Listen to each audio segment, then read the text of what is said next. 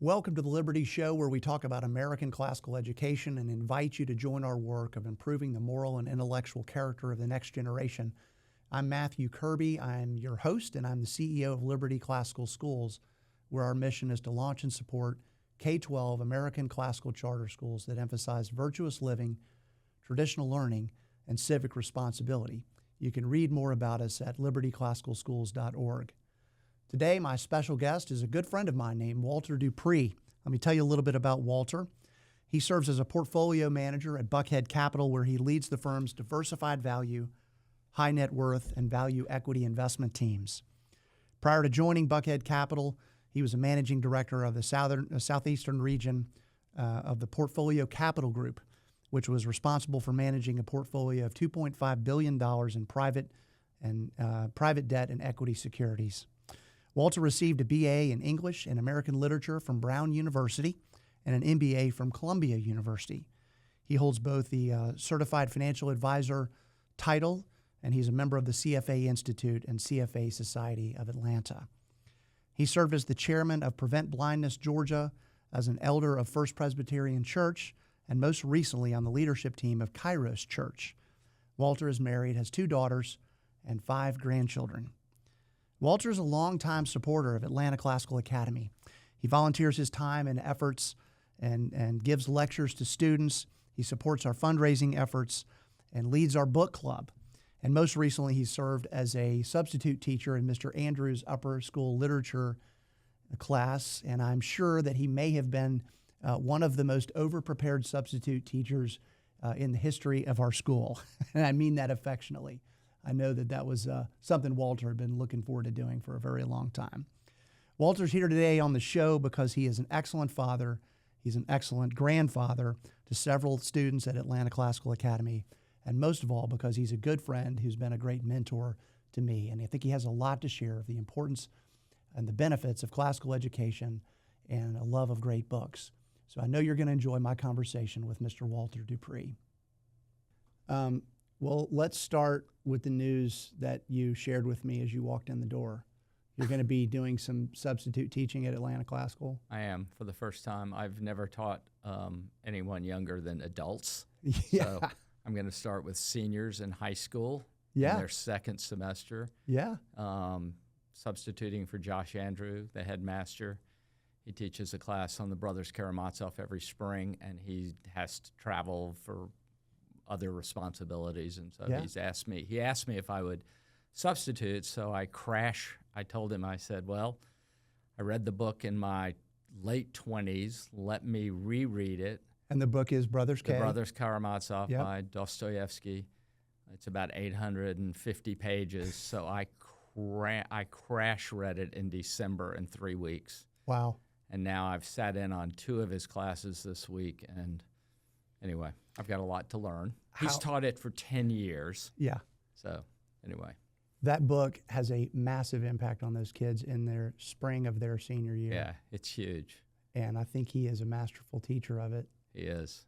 I invited my daughter, Charlotte Marie, whose oldest son is in 6th grade at ACA, to come this morning. And how was the discussion? It's great. The students are so mature. Yeah. But I'd been to my first encounter with Atlanta Classical was attending a 9th grade literature class taught by Aaron Sheps, and that just blew me away. That's been some years ago. That was right at the beginning. Yeah. Yeah, right after I met you. You invited me to come visit the school. And that was quite a long time ago. You've been interested in books, and you've been interested in teaching, and even, as you've said, mostly to adults.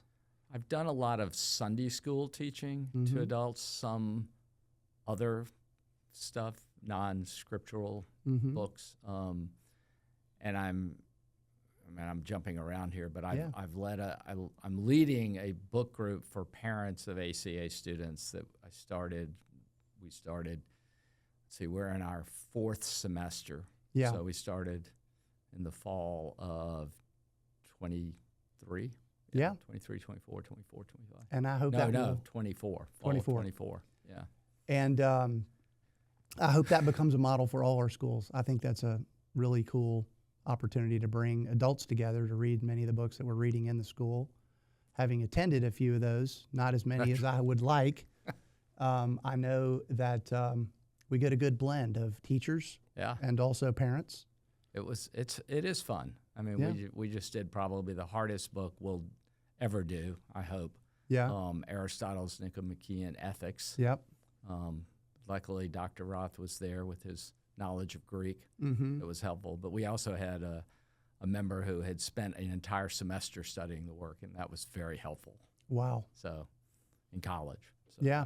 That was very helpful. That is a tough one, but that's pretty foundational. It's huge. Yeah. Yeah. What do you think of are there any major points that sort of stick with you from that book? That book? Yeah. There's a lot. There's a lot, but but the whole idea that you develop virtue by creating habits. Yeah. So I kept thinking about exercise, and that the whole idea is to get to the point where you don't have to push yourself to do this, but you actually delight in doing it. Yeah. So the virtuous person is the one who doesn't. It just feels completely natural to do the right thing. It's like And it's not just doing the right thing; it's the right thing in the right way to the right person at the right time. Yeah. It's very conditional in that sense. So and maybe a little more about love than duty. Yes. You know, it's like it's not just a rule. Yeah. That you follow to be virtuous. Yeah. I mean, our schools really hinge on Aristotelian virtue in many respects.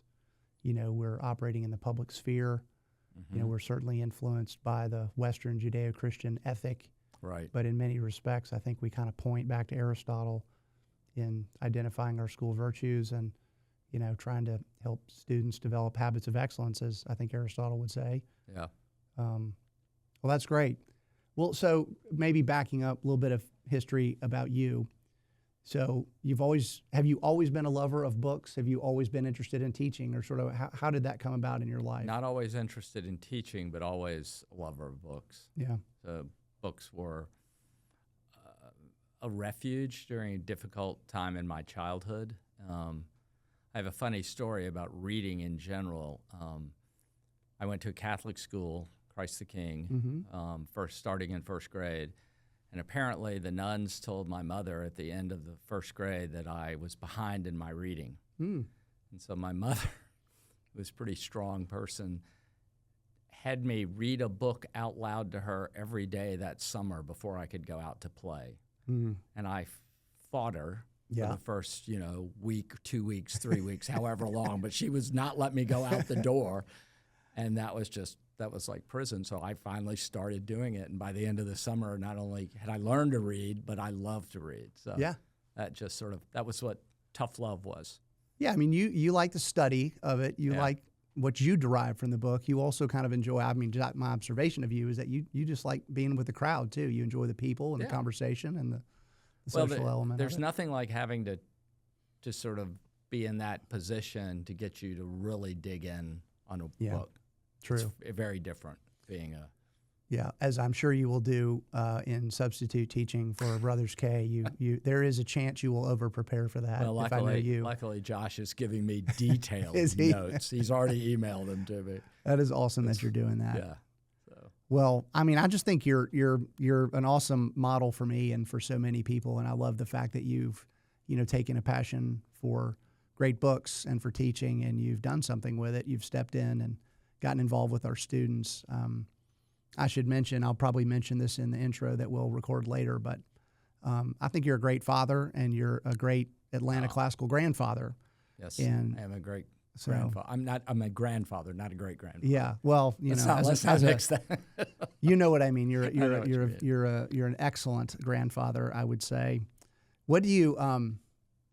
I want to try to connect the dots between, if you kind of think about your grandkids that I know you love very much, and you have hopes for them, presumably, like any man would have for his grandchildren. Sort of, how does what happens at Atlanta Classical align with what you hope for in the lives of your grandkids? Is there an intersection there? Well, I hope that they'll come away from their schooling, their formal schooling, with a love of learning that doesn't stop. Because obviously, one of the things you notice, I mean, if you look at the books that are read at Atlanta Classical, it's a great collection of books, but it is by no means the end. That's right. And there's a lot left. And I hope that they come out with, which I think they will come out with, the ability to read well, but I hope they come out with a love of reading well. Yeah. How do you... Because I think that's missing. I think there are a lot of schools and students who come out of those schools who are very well educated, but they don't love to learn. Yeah. I mean, I've had the privilege of talking to some people right here on this podcast who are at or have been at some of America's top universities, including Princeton, who would say there's a large percentage of students that arrive having never actually read an entire book. Wow. That's possible. And man, what a miss, right? I mean, what a missed opportunity. Yeah, that's a change, I think, from when I was in high school. Definitely. Because even going to what I would say was not a great high school academically, I mean, it wasn't that challenging. We read whole books. Right. Yeah. Yeah.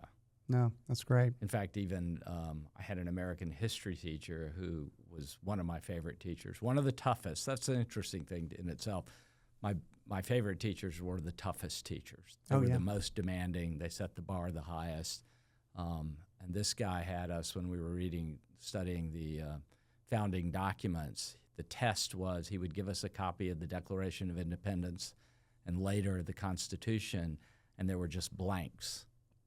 So you didn't have to memorize it in the sense that I could recite it, but you had to know it well enough that you knew the words to put in the blanks. Yeah.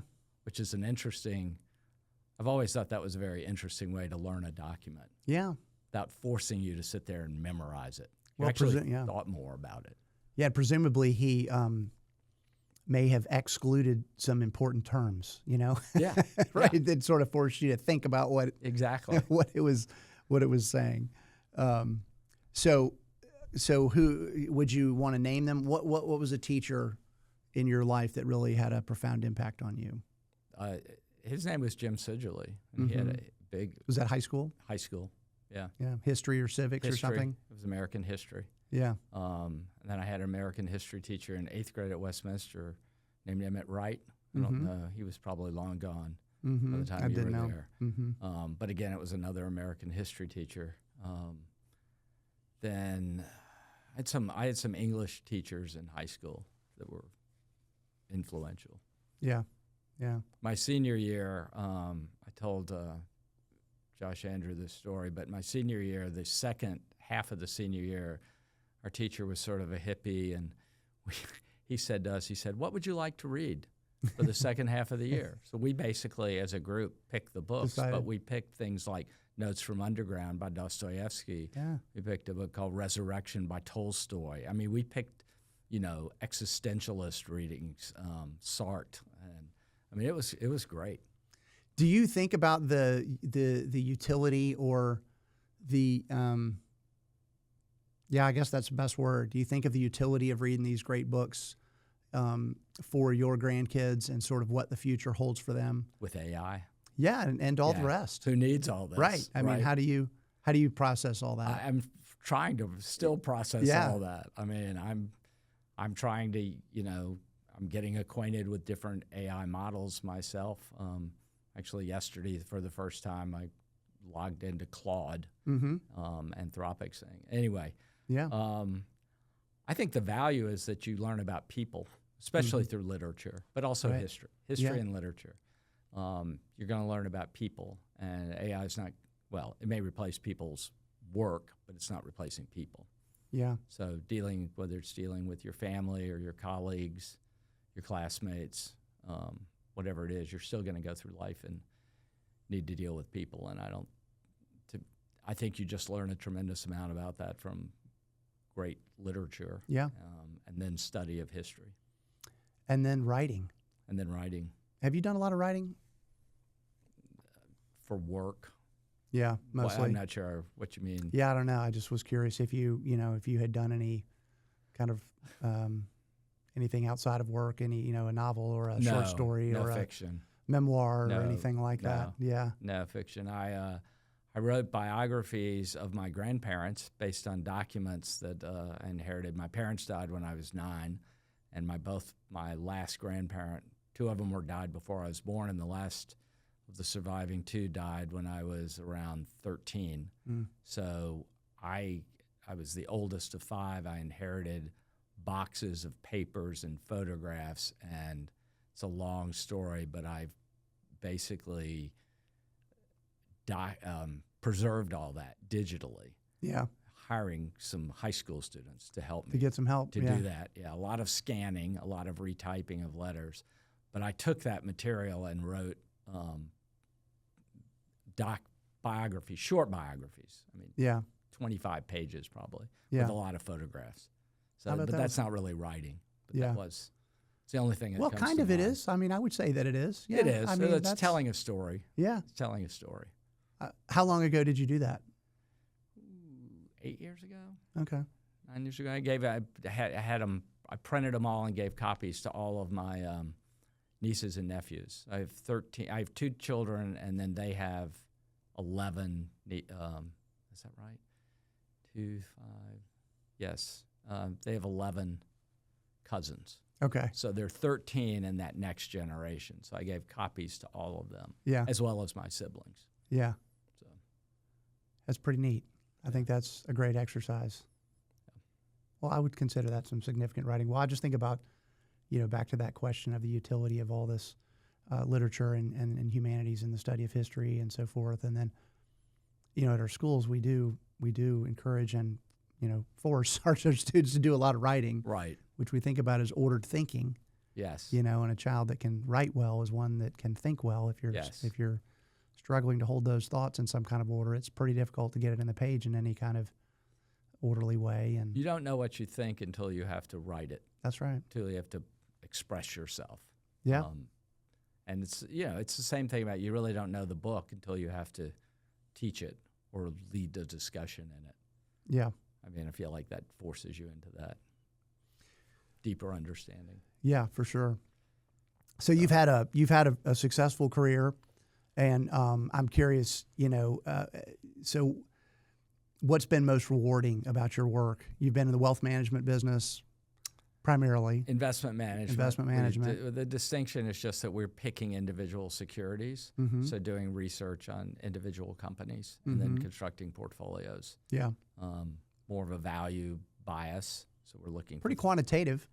Fairly quantitative, but people always. I mean, I was not a lover of math all through grade school, high school in particular. I was not a lover of math, so it's sort of very odd that I would have gotten a graduate degree in accounting and finance. But I always tell people, I mean, addition, subtraction, multiplication, division. You don't really need Get you a long way. Get you a long way. Don't tell our kids studying calculus that. Right, exactly. But I took I never took calculus, so I took pre-calculus. What have you enjoyed the most about your career? I mean, what elements of it? I've enjoyed. There's always more to learn in that, and that's sort of always something that keeps me going. There's more to learn about companies and businesses and industries. At earlier point in my career, I was doing direct investing for an insurance company in companies, both private and public. So the opportunity would come up in the course of doing due diligence on those investments to tour factories, to see a modular home being built in the factory, or I've been through a steel mill. I mean, that's fun. Yeah. That's enjoyable. In the latter part, the last 25 years or so, it's been this investment management and working with clients. The other piece of it's working with people. Yeah. So getting to know the people and helping people. Yeah. Yeah, that's awesome. That's great. Were you really proactive or assertive in giving your own children career advice, or how did you think about that? Probably too much. Really? Okay. Yeah. Yeah, I feel like I helped my oldest daughter get a summer job, and that sort of led her into an industry I'm not sure was the best thing, but that's sort of for her or just for her. For her. Yeah. Yeah. And I'm sort of like, I'm not sure that well. Anyway, I don't think she'd complain. Yeah. Yeah. We'll see. but yeah, I've tried to. My younger daughter is. I told her, but she graduated in 2008 in the depths of the recession, the big recession. And she was a religion major, right? So she's reading Karl Barth, and that qualifies you to get no job. Right. But she wanted to go to grad school, and I said, no, you've got to get a job and work a couple of years, and then we can talk about grad school, but not just go straight into it. Well, she started knocking on doors, and I said, well, first of all, I said to her, she went to Davidson, so she was up in the Great school. Davidson area, Charlotte, and her boyfriend, now husband, was up there at the time, and she goes, I said, well, what kind of work are you thinking of looking for? This is second semester, senior year, 2008. And she goes, I don't know. I think real estate would be interesting. Yeah. Pretty tough time to do that. I said, but there's the, well, anyway. Maybe there's value in starting in the trough. You never know. I was smart enough, at least, or wise enough not to argue, and just said, well, what kind of real estate? And she goes, I don't know. I think development would be fun. Ooh, yeah, Ooh, wow. yeah. Okay.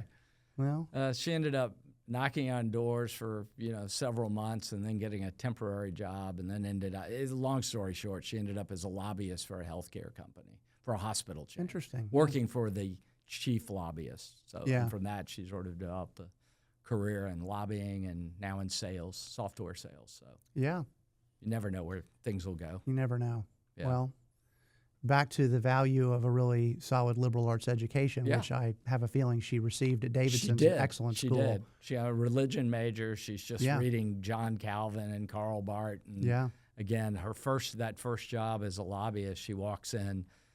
She calls me the first day at work, and she says, Dad, guess what? I said, what? She goes, I've got an office. I said, really? She goes, with a TV. I said, don't you dare watch Law and Order. And I said, well, what are you going to do? Yeah. And she goes, well, they've just given me the, I forget the official name of it, but what's known as Obamacare. That bill had just passed. So she's working for a hospital chain. She said, I'm supposed to go through it and find everything in it that applies to the hospital. Oh, good and I thought, gracious. that's perfect. Yeah. What have you been doing? Reading really complicated stuff and trying to pull out of it what's most important. Yeah. And here you are. There's your job.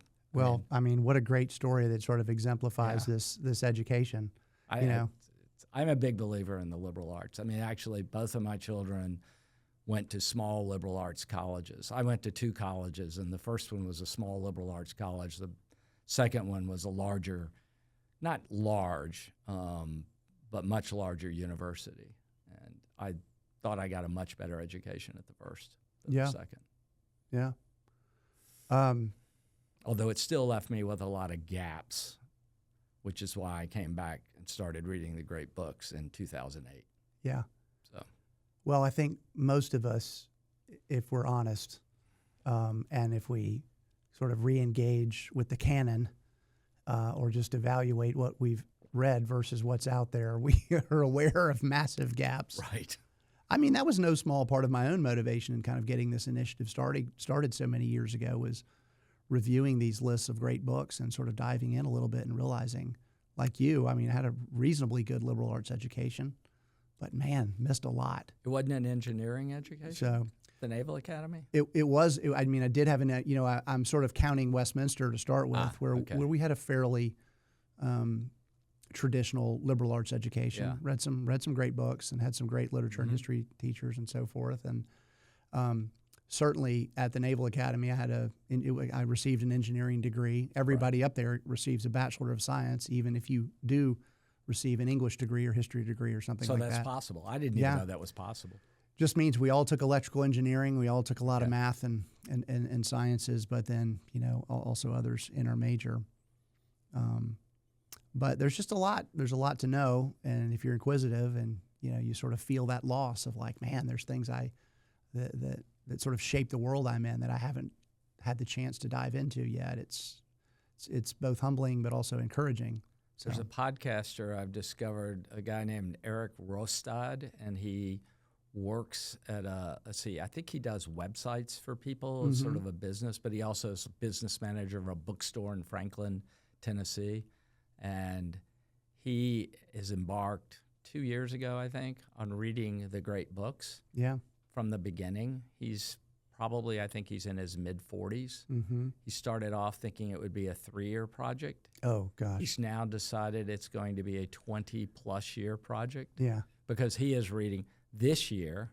His goal is to finish reading all the dialogues of Plato and then move through Aristotle. I think my prediction is by the end of the year, he will be reading Aristotle next year. Mm-hmm. I mean, Aristotle is...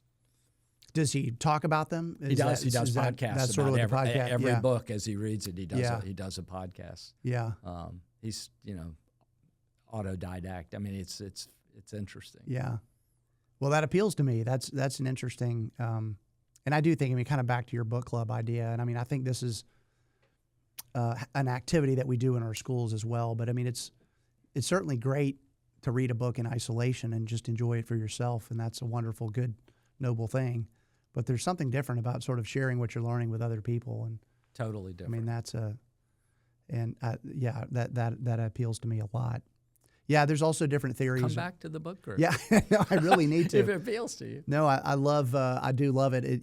Like everybody else, I think we're just sort of fighting for time, right. And it's just like, I do feel blessed to have a lot of great options, in terms of time, and it's tough. But, well, I'm curious, do you have a particular reading habit that really works for you in terms of getting the quality and the quantity of reading you want done? Do you read early in the morning, late at night, like carry a book in the day? What are your habits that are good for you? It's funny. The guy I was just talking about, he has a whole podcast on that. Okay. How to read. And he carries a book with him everywhere. He's cut out television. I don't watch much television. I don't watch a lot of movies. I'm sort of deficient on the popular culture. Like if we have a Trivial Pursuit, a trivia contest team, don't put me in the pop culture crew. I'm a failure. Yeah, I'm okay on history and literature, but not on. You know who you do want on your team? Dr. Kevin Roth. That's who you do want on your team. You do. He wins that thing every year at the conferences we attend. But anyway. So in terms of reading habits, I mentioned 2008. So I somewhere in college, I went to Middlebury and Brown, and somewhere, I think it was Middlebury, I discovered a book called How to Read a Book. And at the back of that book, there's a list of great books.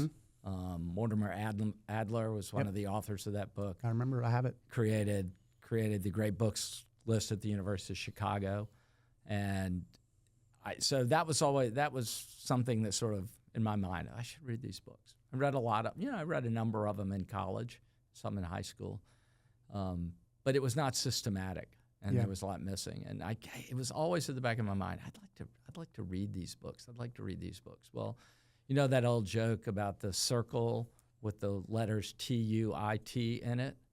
I don't know that one. Yeah, you haven't heard about when I get around to it? Around to it. There you go. It. So I finally got around to it in 2008. I just started reading great books. I said, I'm going to read what I haven't read. So I started with Plato, I then read some Aristotle. I'd read a little bit in college of both of them. And then sort of moved. I've kept track of everything I've read. So then for some reason I jumped forward to, I read the Divine Comedy. I think I spent an entire year reading that. To answer your question, most of my reading is probably done on the weekends because I'm sort of tired at night and I'm busy during the day, and quite often we're doing things at night, especially now with. And you're up early working out a lot. I know that. I'm up early working out. Yeah. So that isn't, once that's over, it's time to go to work. And so mostly a lot on the weekends. But when I started, I actually would come home from work, and there was a Caribou coffee shop there at West Paces and Northside Parkway. Right. And I would stop in there, and this did not bother me. I would have a cup of coffee at 6 o'clock. And I'd read till 6, I'd read from 6 to 7 or 6, whatever. Yeah. On the way home, basically. Great. Call my wife and say, I'm coming. I'm on the way. On the way, sort of. Yeah. But that's why I was reading. That's a good practice, yeah. Plato, Aristotle. So that was a good time. I know I have a friend in town who's a very successful businessman. I won't name him, but brilliant guy, and he drives around with a book in his lap, and Reads at stoplights? Yep, reads at stoplights, and and he is one of these guys that's devoured everything and is brilliant. Probably gets honked at a lot in town, but I'm not saying that's the safest approach. But we do have choices with how we use our time, and we are in this world of mass distraction here, and totally we're going to be and it's distracted by something. Yeah, and that's probably one of the things that concerns me most about. You talked about grandchildren earlier. Mm-hmm. The distractions are everywhere. Yeah, so they're tough. So you've been very generous to Atlanta Classical, and I'm curious as a donor, and for that I'm incredibly grateful. What motivates you to give of your hard-earned resources to that cause? Well, I'd like to see it. I think it's what we see happening at what Charlotte, my wife, and I see happening at the school. It's incredibly beautiful. It's probably the best way to describe it. And we'd like to see it flourish. I mean, we were, as you know, I got interested in the school long before we had grandchildren who attended there. I was introduced to you by a mutual acquaintance, and then took that tour, sat in on that class where Aaron Shefts is discussing, it was his last class of the second semester of freshman year literature, and they're discussing Virgil's Aeneid. And I remember they're sitting in a square or rectangle, and he's in the middle, and it's a very sort of, tell me, Matthew, what do you think of Dido, this such and such an incident in this? And you would give an answer, and he would turn to this other student and say, well, Bobby, what do you think of his answer? And, it's just like, I was like, this is like a college seminar. Yeah. And the quality of the responses was incredibly high. Yeah. And they're reading Virgil. Which is particularly impressive because those students hadn't been there all that long. Right. That's true. That was probably maybe our second year. 2012, 2013, something like that. Yeah. These days it's enjoyable to give tours of the school and to stop at a number of grades along the spectrum. So kindergarten and third and fifth and eighth, and then get into the high school. And in a short period of time, you can really see how the students develop, and you can see how the conversation, even the way the conversation unfolds in a senior literature class like you're going to teach in here in a few weeks. It's markedly different than even what happens in the middle school. I mean, obviously the kids are just a different age, a different stage of development. That's perhaps obvious, but there's a method to the madness there, and those kids get trained carefully and methodically, intentionally to have those kind of conversations, where they're, and one of the things that always inspires and impresses me the most is that they learn not to just share their opinion about things. Oh, I think and I feel, but they're making arguments straight from the text. From the text. And they're kind of referring to, paragraph 2 on page such and such, the author says this or the character says that. And it's, when we talk about trying to raise a generation of people who can think critically, I think that's what we mean. I mean, we mean that they can read something hard and make sense of it and then, make an argument one way or another about it, as opposed to kind of just having an emotional response that's uninformed. Mr. Andrews made a great observation. I've heard him say it a couple of different times, that one of the problems with our politics today is that people have not read the same texts. And so they're just talking past each other. Yeah. They're not actually grounded, if you will. They're not grounded in anyway. So they're not. Absolutely. But I was going to say the other thing, you asked what the motivation to give. It was that class, that Virgil class was the first thing that just sort of knocked me, wow. Yeah. The second thing was going to sit in on several of the senior thesis presentations. I was even on a panel for one of them. I had to read the paper in advance and ask questions and have questions to ask. But those are incredibly impressive demonstrations. I mean, the student spends really the entire senior year working on this senior thesis paper.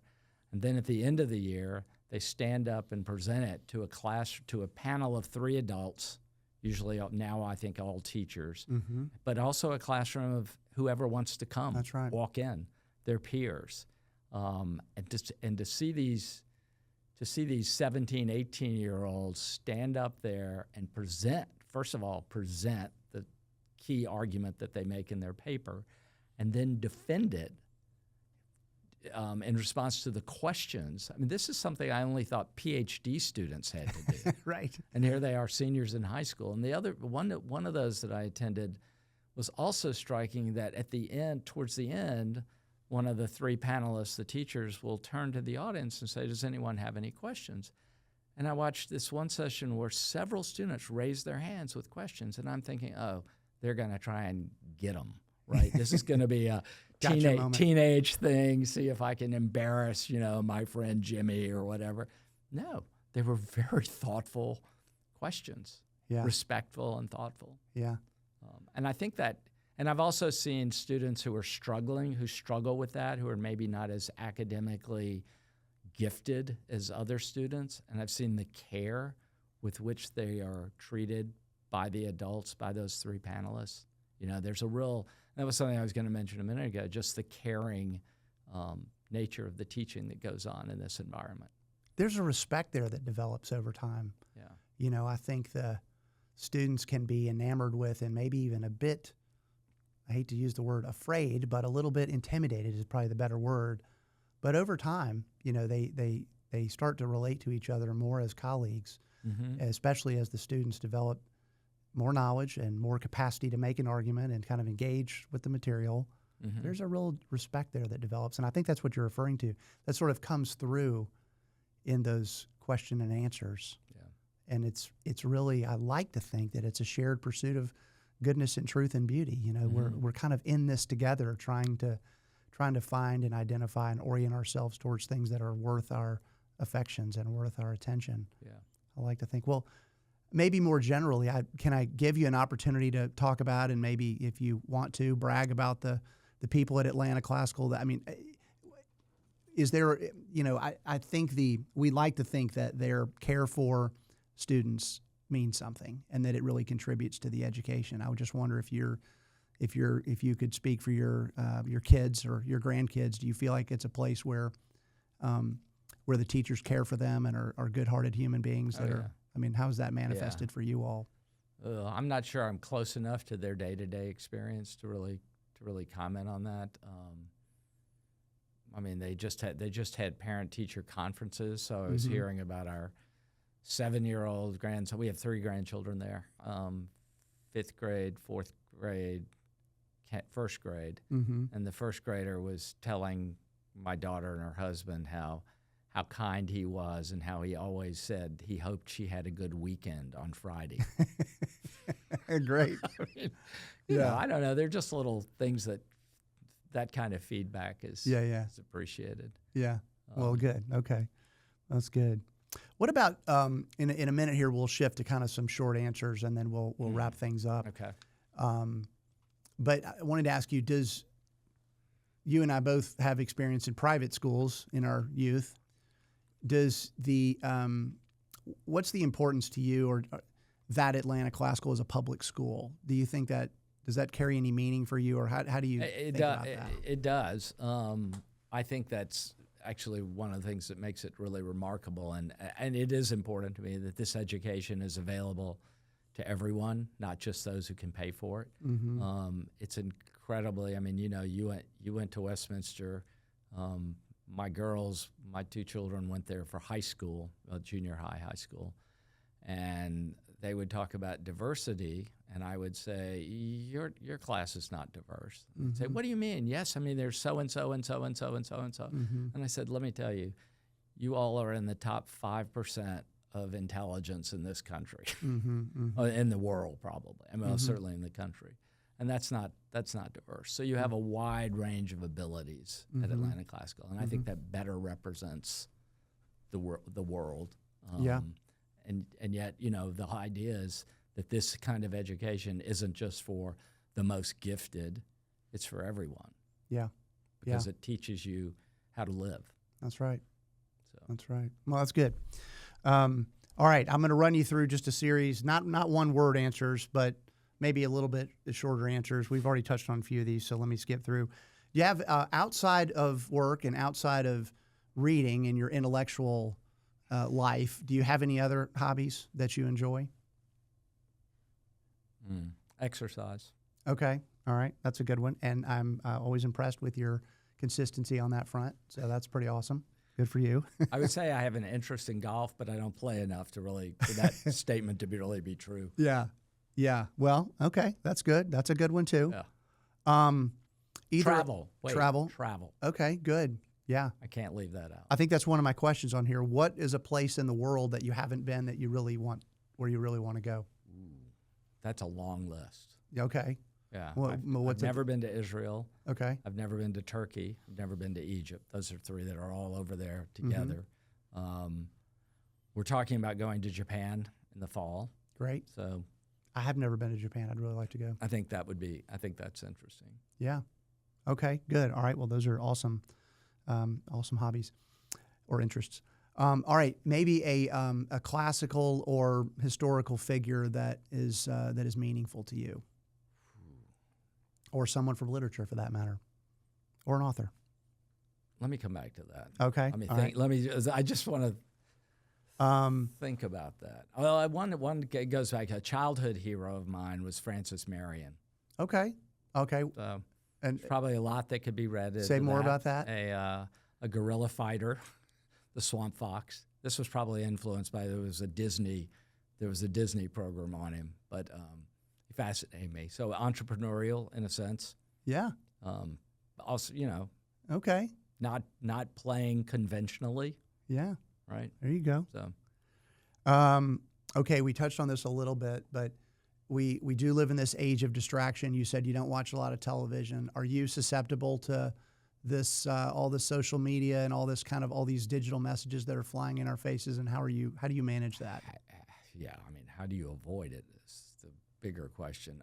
I'm not a social media guy. I have accounts, but every time I go to Facebook or Instagram, I get sucked in and go, "What the heck happened with the last 30 minutes?" So I don't do much of that and try to avoid it.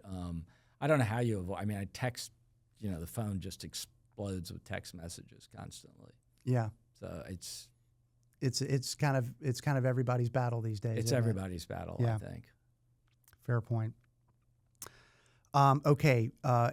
Would you share some advice to parents? I do think you're an awesome father just because I have seen you in action. What advice would you give to parents that are raising, kind of kids in that K-12 range these days? I mean, this is nothing new. I mean, I think having dinner together is important. I think spending time with your children is important. Mm-hmm. I was not very good at playing Barbies. I have two girls. I was not very good at playing Barbies. I had very low tolerance for that. So I kind of failed. But I think everybody has their strength. When they got to an age where I could have a conversation, which is 6 years old. Yeah. I was was more engaged, right? Yeah. And we took them on trips. I don't think we ever took a vacation without them. And it was kind of crazy. We went to France when they were 7. We spent 2 weeks in Loire Valley in a rented house when they were 6 and 8. And, we just never thought about not going places with them. So as a family, we have a lot of memories of trips. Yeah, so more back to travel. Yeah, back to travel. Yeah, and then time together, really like that. Time together. Yeah, that dinner hour is a great one to hold on to. Okay, well, maybe to just close out, what in life or in the country, what are you most hopeful about right now? Anything got you? This school. Yeah. This school. I mean, I tell you, I've told Josh Andrew this. I said, watching what's going on at the school, watching what these teachers are doing, it gives me hope for the future. Yeah. And that's a lot of why. I mean, you talked about why were we willing to invest? I mean, it's an investment not just in this school, but in this model, in the future. Because I think if you can, Thomas Jefferson said, and Thomas Jefferson basically believed that if you didn't have an educated population, the government that they had created would not work. The Benjamin Franklin's famous saying, "What kind of government have you given us?" Some woman asked him, and he says, "A republic if you can keep it." That's right. And it can only be, and if you look at the history, anyway, I just think that it's essential to the country that people be educated, and then they can be informed participants in the system. Yeah. Because uninformed participants in the system are dangerous. That is very well said. So, very well said, Walter. Anyway. Well, thanks for doing this talk with me. Thank you. I do want to just celebrate our friendship. I want to tell you what it means to me. I want to thank you for your generosity to our organizations and for being a great parent and grandparent of the kids and grandkids that are in our school. And man, to step in there and be a teacher for us, I've been so eager for you to have that opportunity, and I'm thrilled. I just think our kids are going to win by having you involved, so I'm thrilled that that's going to happen. I did just think of one other character, one other person in history. It's an odd one that comes to mind. There's a guy named Dag Hammarskjöld who was the second Secretary General of the UN. Yeah. And he was a civil servant and died in a plane crash in the Congo trying to mediate a civil war that was going on in the Congo. And after his death, he kept a diary, a spiritual diary that was published called Markings. Okay. And anyway, his was a life of service. Awesome. Quiet service. At the risk of going too long here, I did want to ask you, and maybe this is something you could come back and talk to us about again in more depth, but you've given a talk to the school recently. Maybe just a few words about that. What was sort of the thesis there? It was for Veterans Day, and it was about my mother was one of 6 children, and she had 4 older brothers. All 4 of them served in the military during World War II, and 2 of them were killed and are buried in Belgium together, next to each other. This was a talk about one of them who was fatally wounded in Normandy about a month after D-Day, evacuated to England and died of his wounds there. But a month or so after he died, my grandparents received a letter from an American nurse who had nursed him in that hospital, describing this is a page-plus single-space typewritten letter. Yeah. And it turns out she was from Atlanta. Oh, wow. She had gone to nursing school at Piedmont. She was actually from somewhere out towards Madison. Mm-hmm. And she had gone to, so anyway, just coincidentally. So anyway, but she described the things he said to her to tell his mother in this. So we have that, and we have letters from the chaplains that were written to her, and we have also the troop move. This was all part of that family history stuff. Yeah. So we have the troop movements that the day by day within Normandy, and before that, his units movements around the U.S. bases, and then in England. So the talk was basically about his life. Yeah, great. So, well, thank you for doing that. Yeah. I would love to hear a lot more about that. Maybe we'll get you to come back on if you're willing and share that with our explosively large audience that's listening to these things.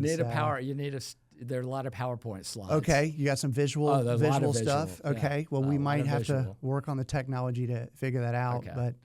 But well, again, Walter, I mean, you Thank just sort of exemplify a lot of the things that we're trying to do around here. Great family man, great father, interested in great books and history. See the connection between all those things, and also in cultivating hopefully lives that are full of happiness and meaning and purpose, as we are trying to do for your grandkids and for so many others. The thing I always say to people, I said, if you could study the greatest thinking that had ever happened in the world, why wouldn't you? There you go. It's like, why not? That's it. Okay. That's it. Thank you. All right. Thank you again, Walter. Thanks. I'm Matthew Kirby. This has been The Liberty Show. Would love for you to read more about us at libertyclassicalschools.org, and we'll see you next time. Thank you.